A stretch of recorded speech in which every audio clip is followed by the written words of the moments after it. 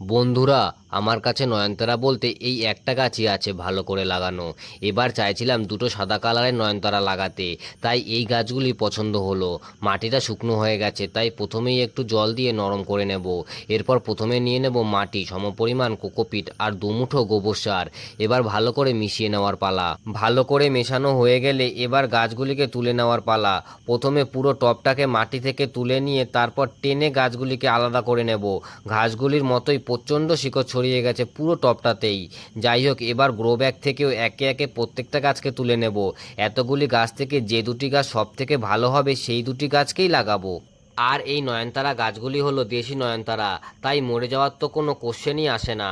আপনি যেভাবে লাগাবেন এই গাছগুলি ঠিক সেভাবেই বেঁচে থাকবে, এতটাই হার্ডলি হয় এই গাছ।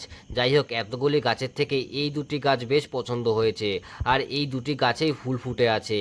এবার এই গাছ দুটিকে লাগিয়ে দেওয়ার পালা।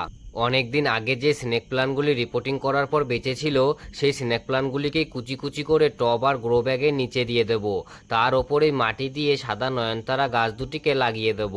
এইভাবে টবের নিচের বিভিন্ন গাছ বা সবজির খোসা রেখে তার ওপরে মাটি দিয়ে গাছ লাগানোর সুবিধাটা হচ্ছে এতে মাটির পরিমাণ অনেকটাই কম লাগে, আর টবের ওজনও অনেক কমে যায়, আর নিচের গাছ বা সবজির খোসাগুলি ধীরে ধীরে পচে গিয়ে সারও হয়ে যায়। যাই হোক, গাছ দুটি লাগানো কমপ্লিট। আপনাদেরও বাড়িতে দুটি নয়নতারা গাছ লাগাতে পারেন, এতে আপনাদের পুজোর ফুলের অভাব কখনোই হবে না। সবশেষে পর্যাপ্ত পরিমাণে জল দিতে হবে, আর ওই স্নেক প্লান্টের গোড়ায় কিছুটা পরিমাণে মাটি দিয়ে খালি স্থানটা পূর্ণ করতে